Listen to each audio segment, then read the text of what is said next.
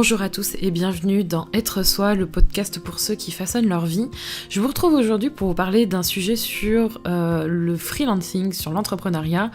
Moi, ça va faire 1 an et demi que je suis à mon compte, que je me suis lancée en tant que freelance et depuis quelques temps, on va dire même quelques mois, je sens que je glisse doucement vers l'entrepreneuriat et j'avais l'impression que pour moi c'était la même chose et que quand on parlait d'entrepreneuriat en disant que j'étais entrepreneur, ça me correspondait alors que finalement pas tant que ça.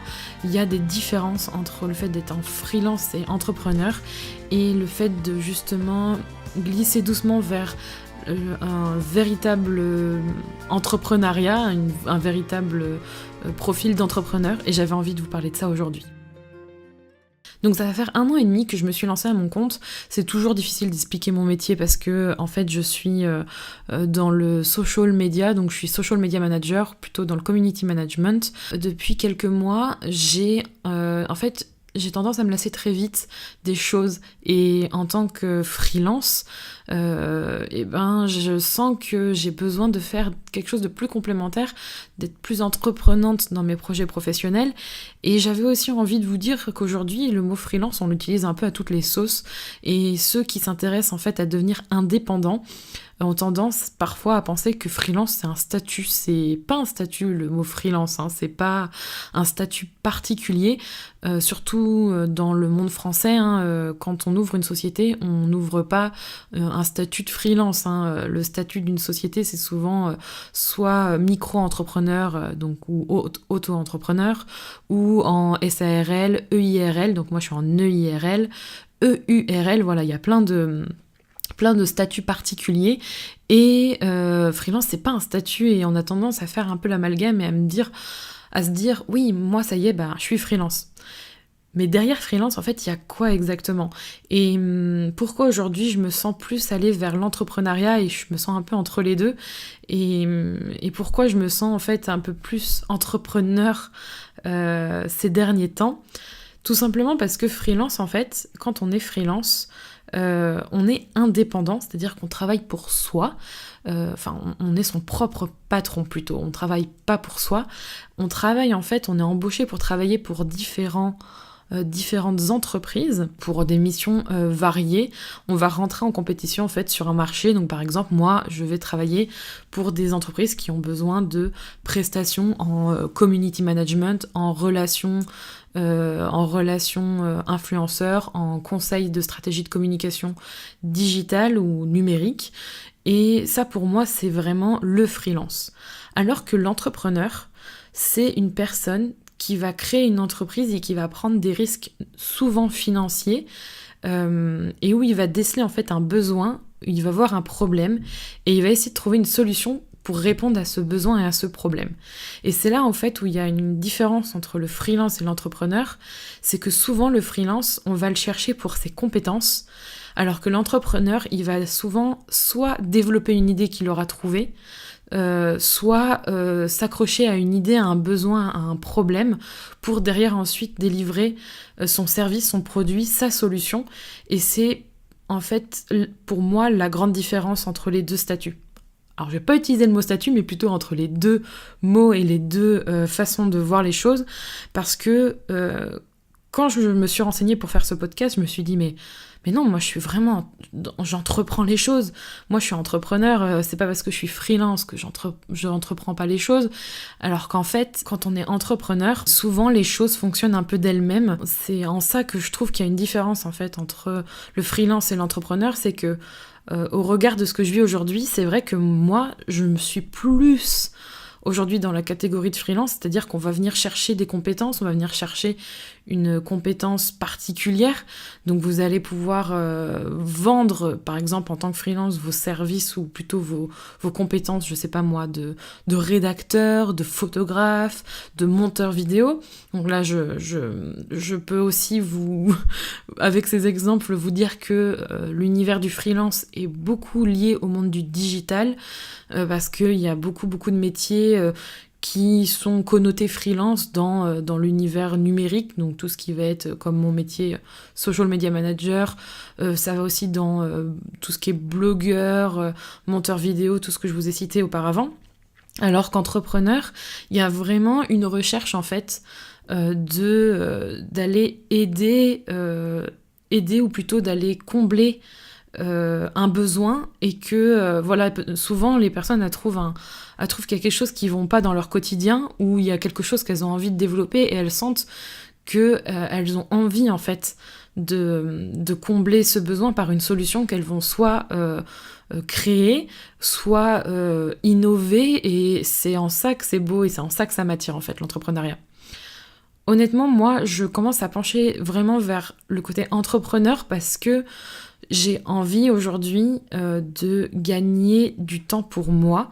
C'est-à-dire que l'inconvénient pour moi du freelancing, c'est que il faut beaucoup de temps à consacrer à ses clients, et qu'on arrive à une limite. Et moi, j'arrive en fait à un plateau, plutôt au plafond de verre. Je ne sais pas si c'est vraiment le bon terme, mais j'arrive à un stade où justement on n'est qu'une seule personne, et que si on veut développer son activité, au bout d'un moment, il faut passer à un niveau supérieur, et que ce soit pour des raisons personnelles, parce que, comme je le disais au début de ce podcast, je me lasse vite, ou pour des raisons autres. À un moment donné, il faut savoir pivoter et changer de modèle d'entreprise pour pouvoir avancer.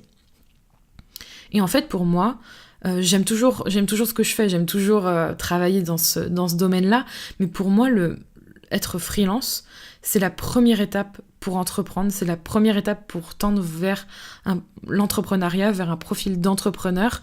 C'est-à-dire que quand vous vous lancez en tant que freelance, c'est une superbe opportunité. Moi, je mets ça comme super tremplin. Si par exemple, vous êtes aujourd'hui dans une société, que vous êtes salarié, vous mettre à votre compte, c'est-à-dire vous mettre en tant qu'indépendant / freelance, c'est pour moi la première étape, et je le conseille vraiment à tous ceux qui souhaitent se lancer en tant qu'indépendant, parce que ça va vous permettre d'apprendre comment gérer un business, et c'est très rapide à mettre en place. Rapide, ça peut être pas forcément facile, c'est un peu fastidieux, c'est pas que c'est difficile, c'est fastidieux, ça demande un peu de temps, un peu de perdre un peu son temps parfois dans certains endroits, parce que voilà, en France, on aime bien l'administratif chiant, mais c'est rapide à mettre en place. Et ça vous permet de tester les choses. Et du coup, c'est vrai que c'est vraiment pour moi la première étape. Ça peut être très court, hein. Ça se trouve, ça peut être une période où vous vous dites, voilà, pendant 6 mois, je teste mon modèle de société, je vois si ça fonctionne, et puis après, je commence à bûcher, à bosser sur une solution que j'avais envie de mettre en place. Ça vous permet aussi de gagner quand même de l'argent plus facilement et plus rapidement que de prendre des risques sur une société qui va vous demander justement d'entreprendre et de prendre des risques financiers sur une solution sur laquelle vous n'êtes pas certain et que vous avez envie de tester auparavant. Donc pour moi, le freelance, c'est ça. Et quand je disais tout à l'heure que le souci auquel je suis confrontée aujourd'hui, c'est que justement j'ai besoin de plus de temps. Et même si je travaille aujourd'hui avec mon amoureux, c'est un sujet que je pourrais parler avec lui bientôt dans un prochain podcast, le freelance, il échange son temps pour de l'argent. Et le temps est très précieux, et on n'est qu'une seule personne. Ça, c'est très clair. Au bout d'un moment, vous allez être confronté à un manque de temps pour pouvoir élaborer certains de vos projets, que ce soit personnel ou professionnel. Mais bon, là, on parle de plus le côté entreprendre du côté professionnel. Et ça me frustre beaucoup. Et l'entrepreneur, justement, l'entrepreneuriat pour moi, c'est quand on est entrepreneur, c'est quand on dépend plus justement de cet échange de temps pour de l'argent, qu'on a un espèce de système, qu'on arrive à avoir mis en place un système, des services, des produits, qu'on a mis en place tout ça et que ça fonctionne sans nous. Et c'est vraiment vers ça que j'ai envie de tendre, sans perte de qualité, c'est-à-dire sans perte de sens, tout en donnant en fait le service, le produit que j'ai envie dans mon entreprise, mais vraiment de pouvoir gagner du temps pour mettre à mettre à profit ce temps gagné pour des projets et que je me sente pas obligée d'être derrière l'ordinateur H24 si jamais quelque chose ne fonctionne pas. Et échanger du temps pour de l'argent, c'est aussi limitatif. Enfin, c'est très vite un modèle qui trouve ses limites. Voilà, c'est ça que je voulais dire. Parce que comme vous n'avez que 24 heures dans une journée, au bout d'un moment, si vous voulez pouvoir avancer et grandir, il va falloir passer une étape, c'est-à-dire de demander de l'aide, de recruter, de trouver de nouveaux modèles ou de nouvelles missions, nouveaux objectifs dans votre travail. Et c'est là que je suis aujourd'hui en fait. J'ai trouvé ce que j'avais envie de faire et maintenant je suis en train de chercher comment mettre ça en place sans perdre au change, parce qu'il y a aussi la notion financière, faut pas se voiler la face. Quand on commence à être dans un certain modèle, qu'on a pris des engagements, il faut savoir aussi pivoter en sécurité mais sans trop non plus rester dans un modèle confortable. Il faut aussi savoir sortir de sa zone de confort et prendre des risques. C'est ça, être aussi entrepreneur. Mais ça demande du temps, il faut affiner les choses. Et c'est pour ça aujourd'hui que je voulais vous parler de la différence entre freelance et entrepreneur. Et qu'il n'y a qu'un pas en fait pour avancer, pouvoir évoluer vers ce statut-là. On n'est jamais vraiment enfermé dans l'un ou l'autre. Et si vous avez envie d'évoluer et de passer de l'un à l'autre, tout est possible. Il n'y a vraiment aucune limite. J'espère que cet épisode vous aura plu. Je vous retrouve pour un prochain épisode de podcast. À très bientôt, prenez soin de vous.